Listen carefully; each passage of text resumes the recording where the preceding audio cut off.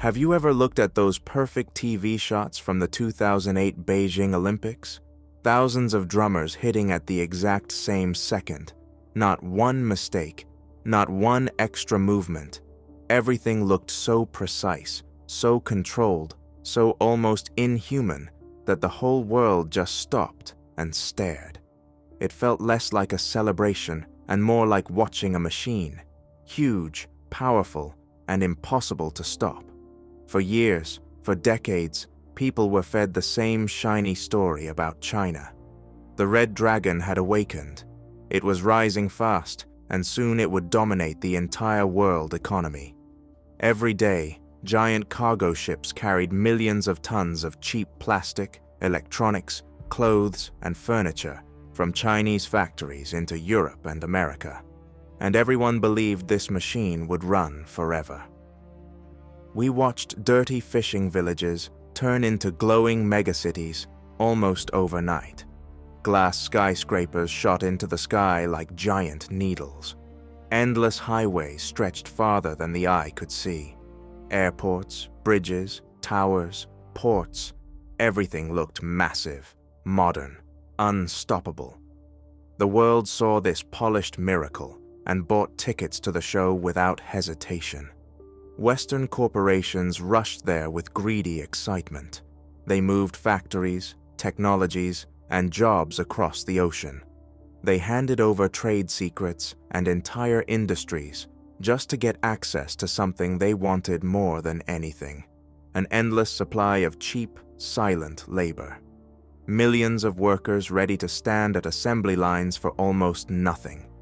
Politicians in expensive suits flew to Beijing, shook hands with party leaders, and told everyone the same fairy tale. Trade would bring freedom. They said capitalism would slowly turn dictatorship into democracy. They believed, or pretended to believe, that money would change the system. But in reality, they handed the keys of the world's factory to people who think in centuries, while Western CEOs only think about next quarter's profits. Every time you pulled a new iPhone from your pocket, bought a cheap TV, or ordered another plastic gadget online, you were feeding that illusion. You were helping build the myth of eternal Chinese stability. But now, let's turn that television off. Let's pull back the red velvet curtain and look at the rusted gears behind the stage lights. Because the idea of absolute strength is often the most dangerous lie of all. Now close your eyes and imagine something very different. Not the shining towers of Shanghai, not the Olympic fireworks, not the endless highways and luxury malls. Imagine empty land, dry fields, broken villages, hunger everywhere. We are going back to the late 1970s, when China was not a superpower, but a giant field of poverty and desperation. The era of Mao had left the country exhausted. His grand social experiments destroyed not only the economy, but also trust, education, and normal life itself. Millions had suffered through famine. Intellectuals were crushed. Entire families were broken. People wore the same gray clothes, rode old bicycles, and dreamed about something as simple as one extra bowl of plain rice. The rich Western world looked at China like it was a giant poor rice farm, backward, hopeless, and stuck in the past forever. But at that exact moment, one man stepped forward. He was small in size, but had an iron mind and a cold, practical vision. His name was Deng Xiaoping. He looked at a starving nation and understood one brutal truth: ideology does not fill empty stomachs. People cannot eat slogans. And so he made one of the most cynical, ruthless, and brilliant deals of the 20th century. He made a deal with capitalism. The deal was simple. The West would bring money, billions of dollars. They would bring factories, machines, technology, and access to rich foreign markets. And what would China give in return? China would give people. Hundreds of millions of them. Cheap hands, silent hands, disciplined hands. Workers ready to stand at factory lines for 14 hours a day for $1. No unions, no pensions, no real rights, no weekends, no complaints, no asking questions about poison in the air or toxic glue on the floor. Just work. Deng said his famous line, "It doesn't matter whether the cat is black or white, as long as it catches mice." And with that, he opened the gates. What happened next looked like economic magic. Farmers who had spent generations working in the mud dropped their tools and moved into factories. Tiny fishing villages in the south transformed into giant cyberpunk cities like Shenzhen, glowing brighter than New York City or Tokyo. The economy exploded. 10% growth, 12%, sometimes even 14% a year. The country doubled its wealth at a speed that scared the world, and that speed became a drug. The West watched with greedy admiration. Entire industries packed their bags and moved to Asia because it was unbelievably cheap. Then came the early 2000s, and China entered the World Trade Organization. That was the real turning point. Trade barriers collapsed. The dragon was officially handed the golden keys to the global economy. Container ships the size of aircraft carriers flooded every continent with products stamped "Made in China." Look around you right now. Your phone, your shoes, your TV, your microwave, your car parts, even your children's cheap plastic toys. Most of it came from there. China became the bloodstream of global trade, and if even one factory stopped somewhere in the south, shelves in Texas or Berlin felt it almost immediately. It looked like unstoppable success. But hidden inside that miracle was one fatal problem. It could only survive if it kept growing forever. To understand what really happened to China, forget the skyscrapers for a moment. Forget the factories, the ports, and the Olympic ceremonies. Think about a shark, a giant white shark. A shark cannot stop swimming. Its whole body is built for constant movement. Water has to keep flowing through its gills, or it starts to suffocate. The moment it stops, it begins to die. That is exactly what the Chinese economy became. For decades, it had to keep moving forward, faster and faster every single year. More factories, more exports, more steel, more coal, more roads, more apartments, more shopping malls, more airports, more growth. Stopping was never an option. Even slowing down was dangerous. The entire system was built on one simple promise between the Communist Party and the people. The deal was harsh, but clear. You stay out of politics. You forget words like democracy, freedom, and protest. You do not challenge the party.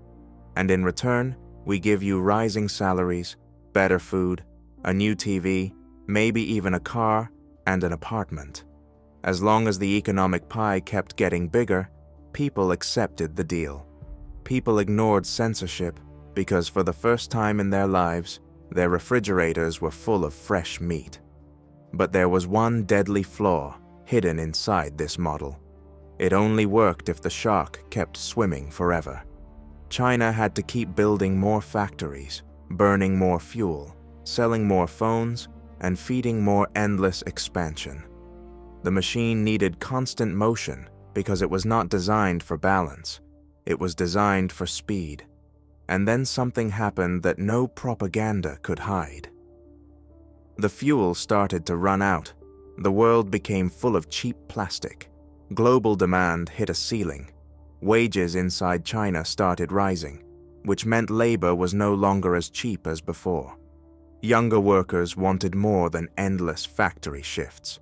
Foreign companies started looking elsewhere, and suddenly, the shark felt the water slowing down. That was the first real panic. The government needed a new engine to keep growth alive. If exports could no longer carry the system, something else had to. And they chose concrete. Real estate became the new religion of modern China. To understand how deep this obsession went, you have to step into the mind of an ordinary Chinese office worker. The stock market felt like a dangerous casino where people could lose everything overnight. Moving money abroad was heavily restricted. Banks offered almost nothing on savings accounts, and inflation quietly ate what little value remained. So where do you put your money? There was only one answer: property. An apartment became more than a place to live. It became safety, status, marriage, survival. A young man without property could barely hope to get married. Many families would not even consider him a serious husband. So everyone bought apartments, then bought a second one, then a third one. Not to live in, but simply because owning concrete felt safer than trusting the system. And the government loved it. Local officials built entire cities just to show GDP growth numbers to Beijing. New districts appeared full of glass towers, shopping centers, wide highways, luxury stadiums, and endless apartment blocks. From far away, it looked like progress. But if you actually walked there, something terrifying appeared. Nobody lived there. Ghost cities, perfect roads with no cars, beautiful parks where nobody walked, giant apartment towers with dark windows and empty elevators. Entire neighborhoods built for millions of people, but almost completely silent. This was not development. It was a giant economic life support machine. Factories kept producing steel and cement. Banks kept handing out cheap loans. Developers kept building. Officials kept reporting success. Everyone knew the numbers mattered more than reality. At one point, the real estate sector swallowed nearly 30% of China's entire economy. Think about that. Almost 1/3 of everything the country did was connected to building more concrete boxes. For comparison, before the 2008 financial crisis, the housing sector in the United States was around 15%. And even that was enough to shake the entire global economy. China doubled that risk. They built the largest property bubble in human history. Right now, around 65 million apartments across the country stand empty. 65 million. Cold, silent concrete safes where no lights are on, no children laugh, and nobody cooks dinner. You could house the entire population of countries like France or Italy inside them. But instead, only wind moves through the empty rooms. This is not wealth. This is frozen money. Trillions of dollars buried in the ground and slowly turning into dust. And like every bubble in history, this one could not grow forever. It had to burst. And when it did, the sound was so loud that investors around the world heard it. If you want to see the biggest monument to human greed in modern history, you do not need to fly to Egypt and look at the pyramids. You just need a ticket to China. Drive 20 or 30 minutes outside almost any major city, and you will find it. Wide, perfect roads, fresh asphalt, clean sidewalks, giant shopping malls, new stadiums, endless rows of tall apartment buildings stretching far beyond the horizon. Everything looks polished, expensive, and strangely perfect. At first, it feels like the future. Then you notice the detail that makes your blood run cold. There are no people, no children playing outside, no traffic, no restaurants full of life, no lights in the windows at night. Only silence.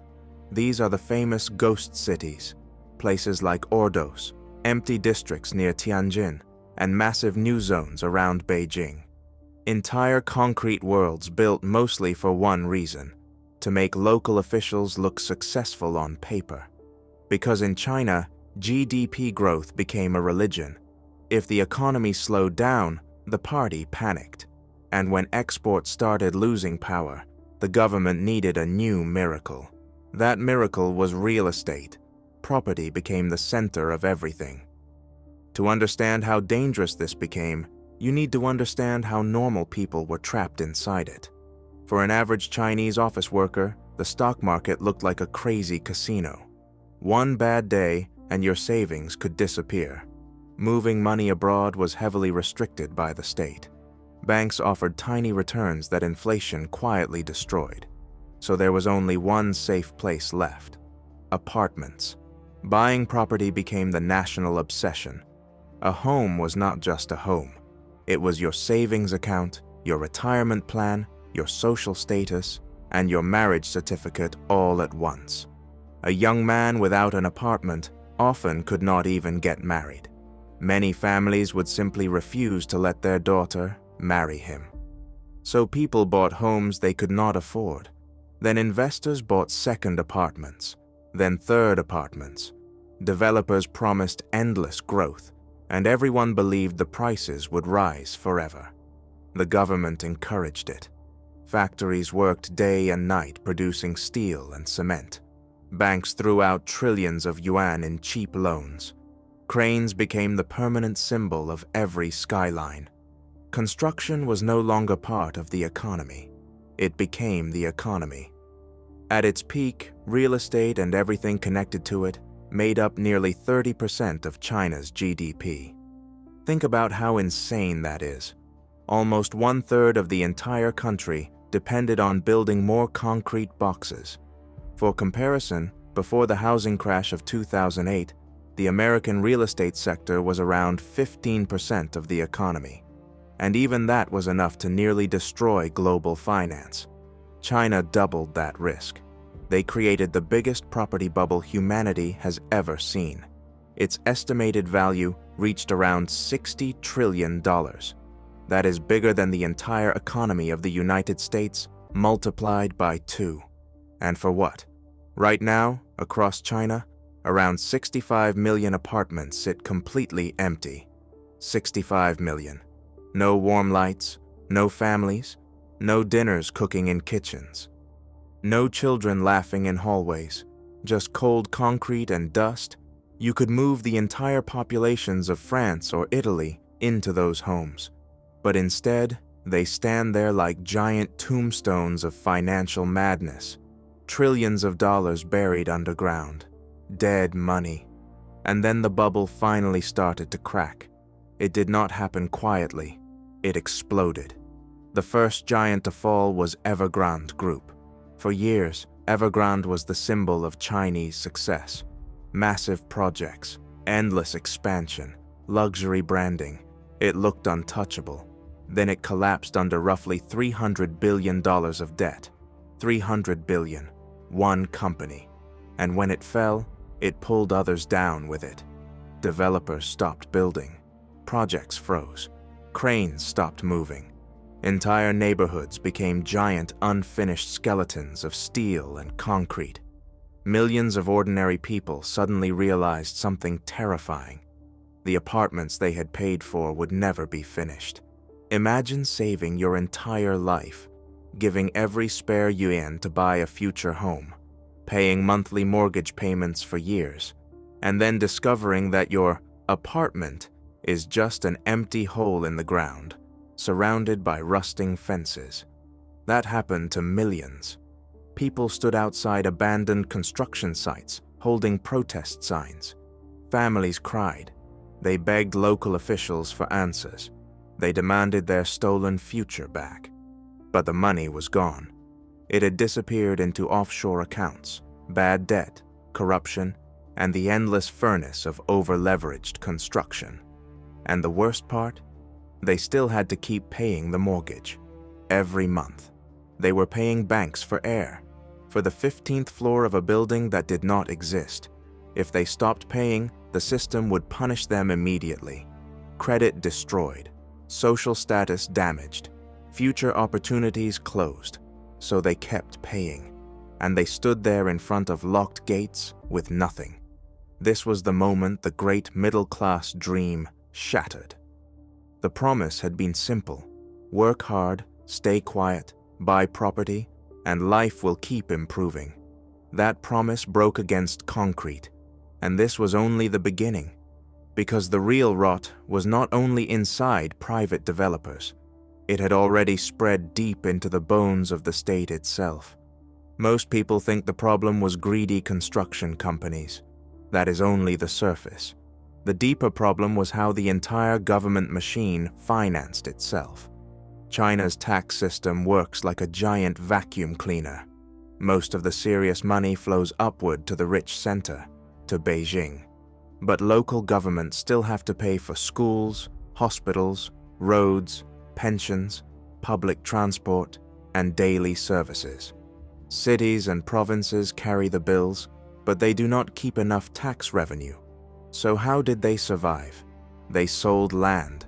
Municipal governments sold empty land to developers for insane prices. That easy money paid for shiny subway stations, giant bridges, airports, and the beautiful glass towers the West loved to photograph. But soon, even that was not enough. Greed always wants more. So local governments built a hidden financial machine, special state-backed companies, often called local government financing vehicles. These shadow companies borrowed enormous amounts of money from banks using land as collateral. Officially, this debt did not count as government debt. On paper, it barely existed. In reality, it was the black box of the Chinese miracle. A giant hidden credit system nobody wanted to talk about. Then the property market stopped. Developers went bankrupt. Nobody wanted to buy land anymore. Land prices collapsed. And overnight, city income disappeared like morning fog. But the debts stayed, and the interest payments kept coming every single day. The real hidden debt of Chinese local governments is estimated in the trillions, a financial black hole so massive that it now pulls everything toward it. Streetlights get turned off at night to save money. Teacher salaries get cut. Doctors get paid less. Bus routes disappear. Garbage collection stops. Trash piles up in streets where officials once celebrated economic miracles. The system is not slowing down. It is starting to break from the bottom up. And Beijing knows it. Have you ever listened to the sound of silence inside an abandoned kindergarten? Not normal silence, the heavy kind, the kind that feels wrong. Across China's provinces right now, thousands of elementary schools, nurseries, and maternity hospitals are closing. Playgrounds sit empty. Rusty swings no longer move. Classrooms that were once full of noise and children are being turned into nursing homes for the elderly.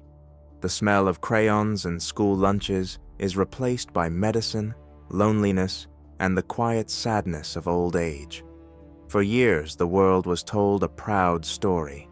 The Communist Party said it had saved China from hunger and overpopulation with one brilliant policy: one family, one child. For more than 30 years, officials proudly repeated the same number. They claimed they had prevented 400 million extra mouths from being born. They said this created the resources for China's economic miracle. But the truth is much darker. This was not just a rule.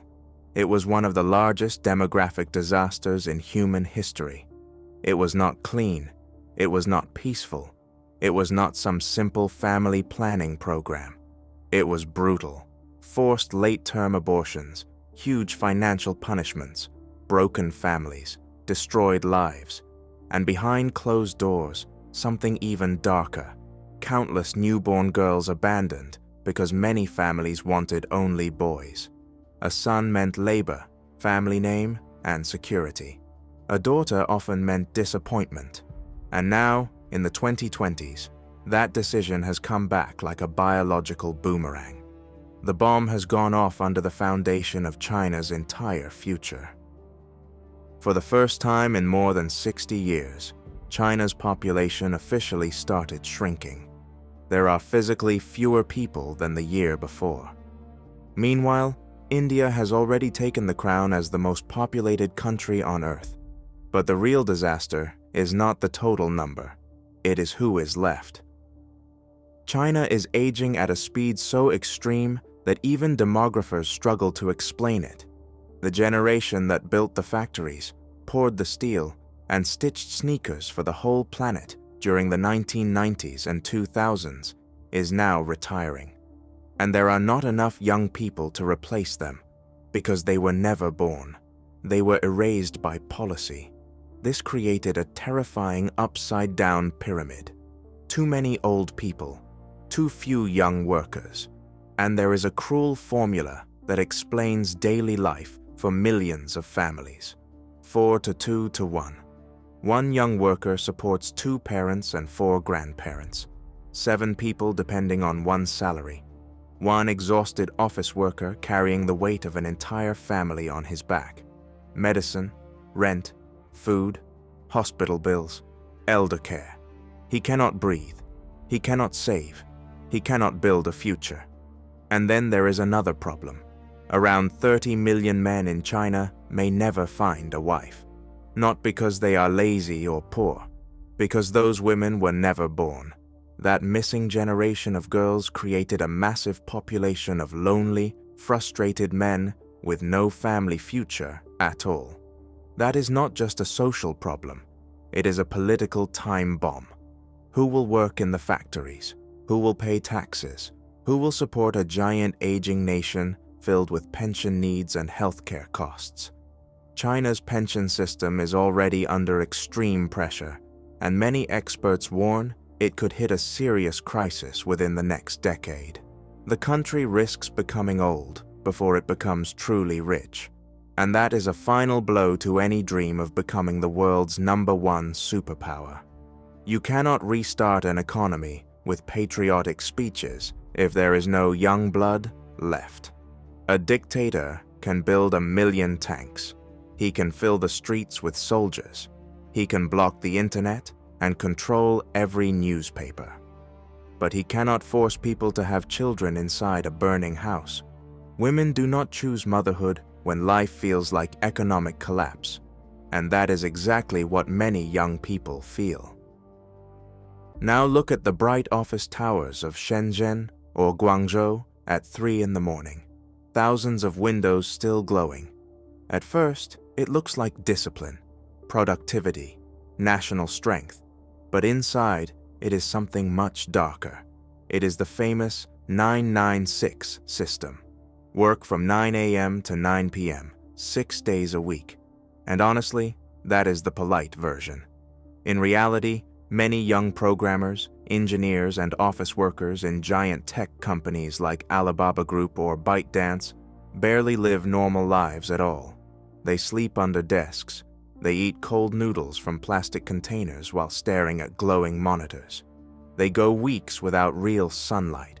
They barely see their families. They have no personal life. Their youth is converted into code, spreadsheets, and profits for billionaires and party elites. And for years, the system offered at least one reward. The promise was simple. Give us your life, and maybe one day you can buy a small apartment, get married, and join the middle class. But now, even that promise is dead. Housing prices became so insane that even a well-paid IT worker would need decades, sometimes nearly a lifetime, to afford a tiny apartment with a view of another concrete wall. Young people looked at those prices. Then they looked at their parents, burned out, sick, and older than they should be after decades of factory work. And they understood something cold and brutal. This machine was never built for their happiness. It was built to keep them useful, cheap, replaceable, silent. And then something happened that the party, with all its cameras, facial recognition systems, and police, was not ready for. The quietest rebellion in modern history. Millions of educated young people simply refused to keep playing. A movement spread online, even through heavy censorship. Its name was Tang Ping. It means lie flat. Officials called it laziness. It was not laziness, it was resistance. Young people quit prestigious jobs. They told the system, "We are done. We will not take 30-year mortgages. We will not destroy ourselves for promotions. We will not marry just because society demands it. We will not produce more obedient workers for your factories. We will work only enough to survive. Cheap rent, a simple bowl of rice, mobile internet, and the rest of the time, we will lie flat." Later came something even darker. Buy land. Let it rot. This was not resistance anymore. It was surrender. A whole generation looking at the future and deciding there was no point. Why fight against a river of concrete if the current is too strong?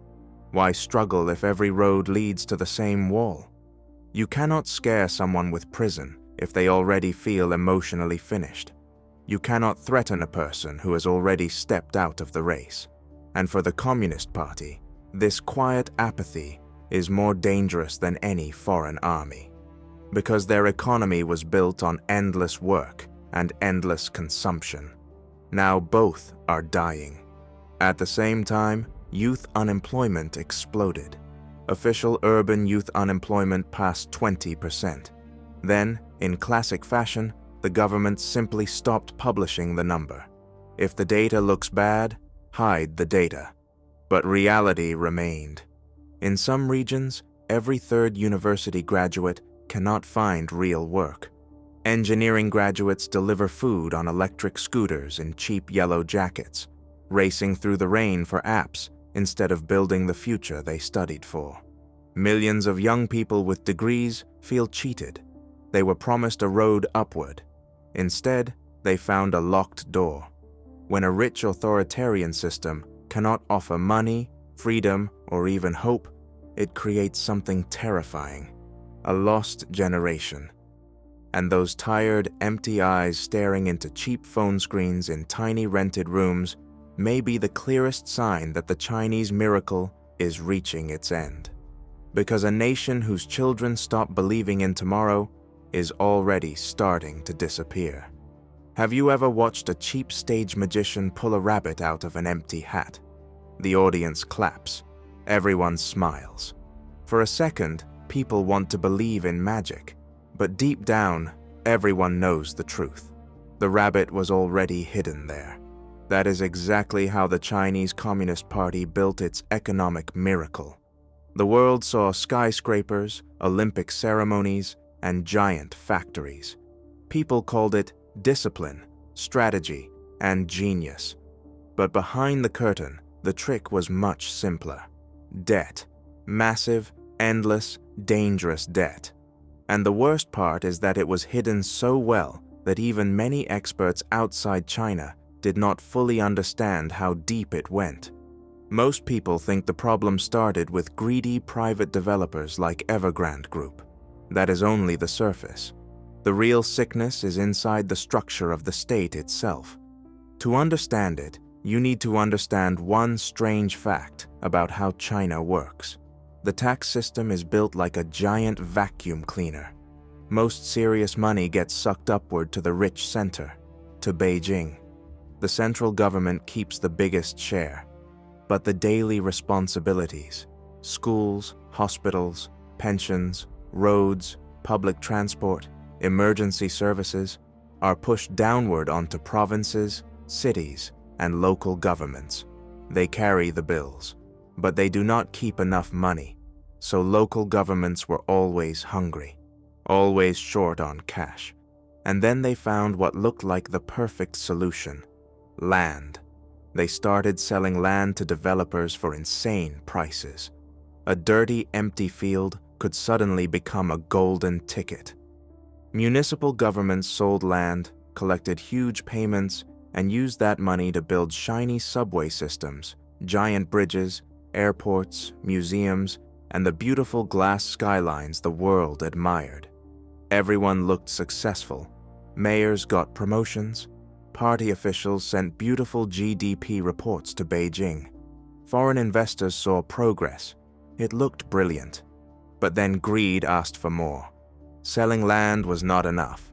So local governments created something even more dangerous: hidden borrowing machines. These were semi-state companies, often called local government financing vehicles. On paper, they looked like normal companies. In reality, they were debt factories. They borrowed enormous amounts of money from banks using city land as collateral. They promised future growth would cover everything. And because these debts technically belonged to these special companies, not directly to the government, They were often kept outside the official national debt numbers. It was the perfect illusion. The books looked clean. The reality was dirty. This was the black box of the Chinese miracle, a giant shadow system running behind the official economy, a hidden credit machine that nobody wanted to examine too closely. And it worked, as long as property prices kept rising, as long as developers kept buying land, as long as apartments kept selling, as long as the shark kept swimming. But then the property market slowed. Developers went bankrupt. Construction froze. And suddenly, nobody wanted to buy land anymore. That was the real disaster. Because when land sales stopped, local governments lost their oxygen. Revenue disappeared almost overnight. But the debt remained. And debt is patient. Every day, interest payments still had to be made. Banks still wanted their money. Projects still needed funding. Hospitals still needed salaries. Teachers still needed paychecks. But the money was gone. The real size of this hidden local government debt is estimated in the trillions of dollars. Some estimates put it near $9 trillion. That is not just a financial problem. That is a black hole. A financial gravity so strong it starts pulling everything into it. And now we are seeing the physical consequences. Street lights are turned off at night to save electricity. Entire neighborhoods sink into darkness. Teacher salaries are cut. Doctors and ambulance workers get paid less. Bus routes are cancelled. Garbage collection stops. Trash piles up in streets where government banners still talk about national greatness. In some places, local governments are selling public assets just to survive another month. This is not normal slowdown. This is structural decay. The system is breaking from the bottom upward, and Beijing is trapped. This is where the real fear begins, because the party now faces a classic no-win situation, a trap with no good exit. If the central government decides to rescue the provinces, it must print enormous amounts of new money, trillions of yuan. That could destroy trust in the currency, create massive inflation, and wipe out the savings of ordinary citizens. People who already feel anxious would panic. Prices would rise. Social anger would explode. But if Beijing refuses to rescue them, the opposite disaster happens. Local governments collapse. Teachers protest. Doctors strike. Police lose trust. Public services fail. And ordinary people begin asking dangerous questions. Questions dictators hate. Where did all the money go? Who stole our future? Why are we paying for their mistakes? That kind of anger spreads fast, much faster than propaganda. And once trust breaks, it is almost impossible to rebuild. This is why the leadership looks calm in public, but nervous behind closed doors. Because they know the truth. The miracle was never as solid as it looked. It was a giant tower built on borrowed money, political fear, and the belief that tomorrow would always be richer than today. Now tomorrow looks poorer, and that changes everything. The party sold people a deal. Stay quiet, work hard, trust us, and we will make life better every year. That deal is now breaking. And once people stop believing the system can protect them, fear starts moving upward, from the streets, to the cities, to the ministries, to the very top. Because authoritarian systems look strongest right before panic begins. They appear calm because nobody is allowed to scream. But silence is not stability. Sometimes silence is just pressure, building behind a locked door. And right now, behind those polished walls in Beijing, the pressure is rising fast. The dragon is not only tired, it is cornered. Have you ever stood inside an empty factory the size of 10 football fields? A place where, just a few years ago, conveyor belts roared day and night. Thousands of workers moved in blue uniforms, and trucks lined up outside waiting for another shipment. Now there is only wind. Dust moves across the floor. Broken plastic wraps around silent machines. The lights are off. The sound is gone.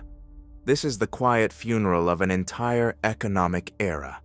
For decades, the world believed one simple thing: globalization was permanent. We were told that the giant machine connecting the West to China could never stop. Western corporations were tied to the Chinese dragon with thick steel chains of mutual profit. Everyone needed everyone. In Beijing, party leaders sat in expensive offices, drank fine green tea, and believed they held the whole world by the throat. They convinced themselves they were untouchable.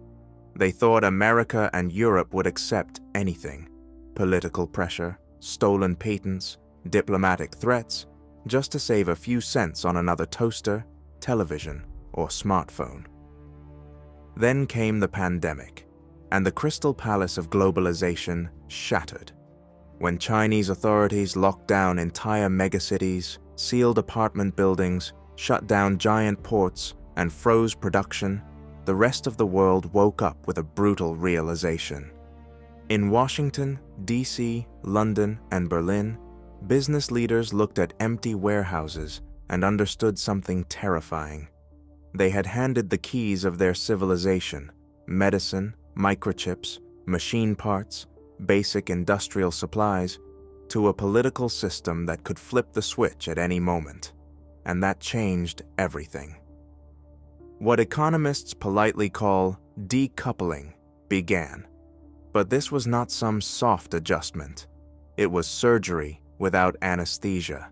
Nobody slammed doors.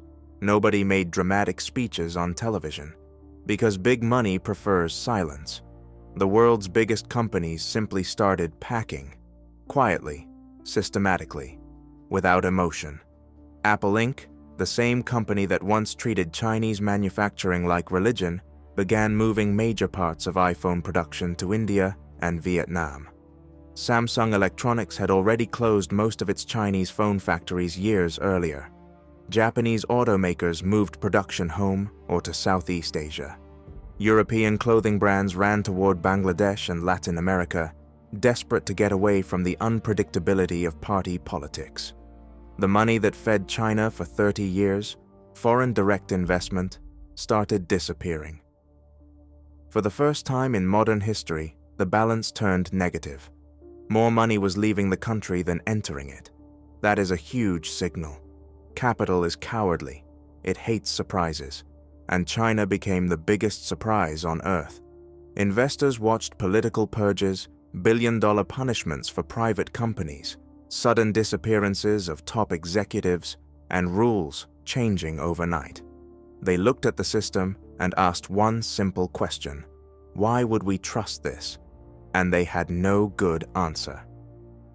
Now look at the industrial parks in southern China. A few years ago, foreign delegations lined up to visit them. Today, local officials walk through empty corridors trying to call old Western partners back. They offer tax breaks, free land, special treatment, anything. Please come back.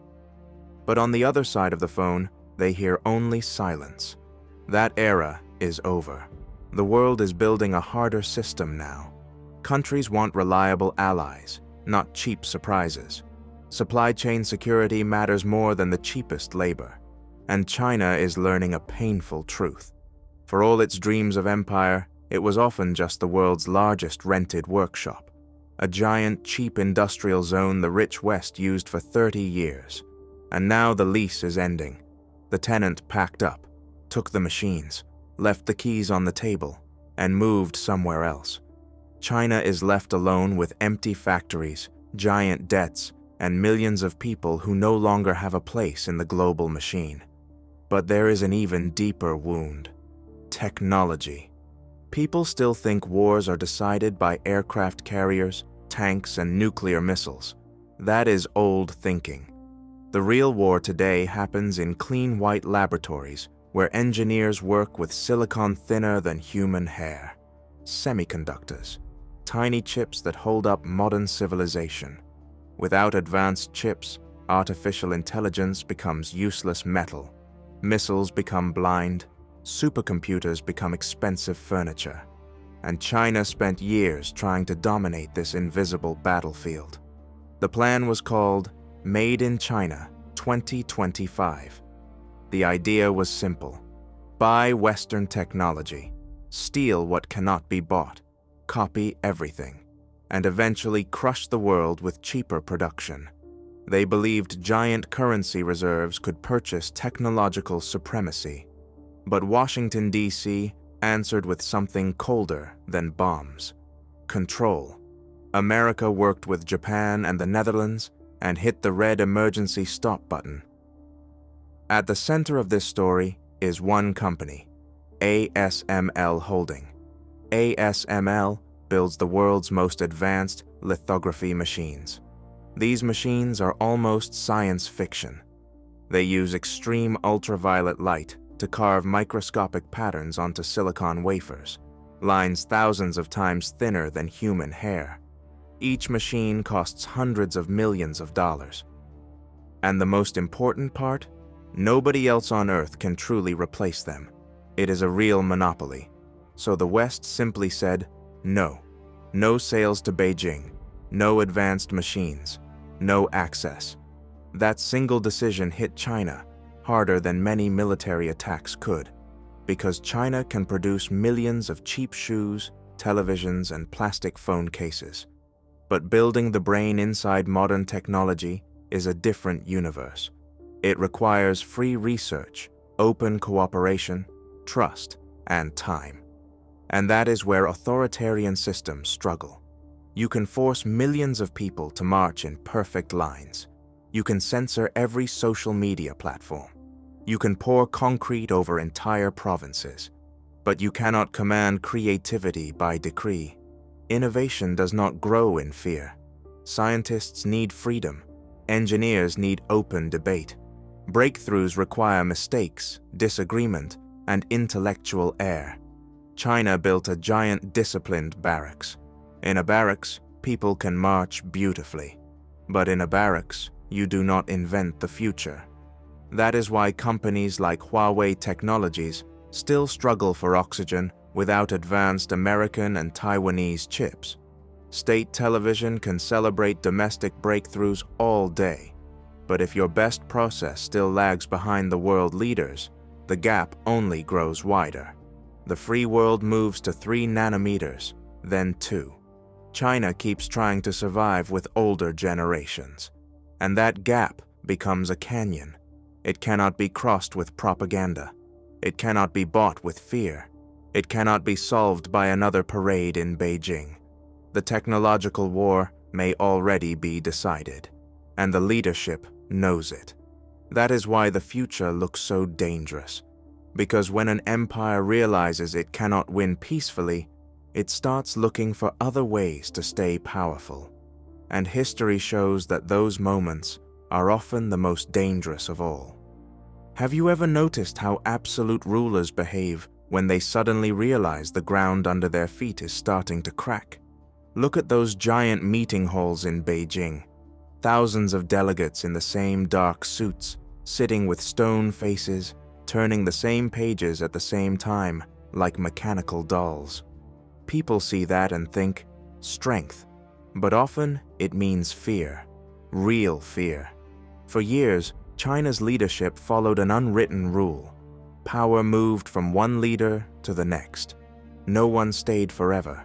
It was a system designed to prevent one man from becoming too powerful, because history had already shown how dangerous that could be. But that rule ended. The current leader changed the constitution, removed the limits, and placed himself at the center of everything. He did not become just another president. He became something much older, an emperor. And emperors are always afraid.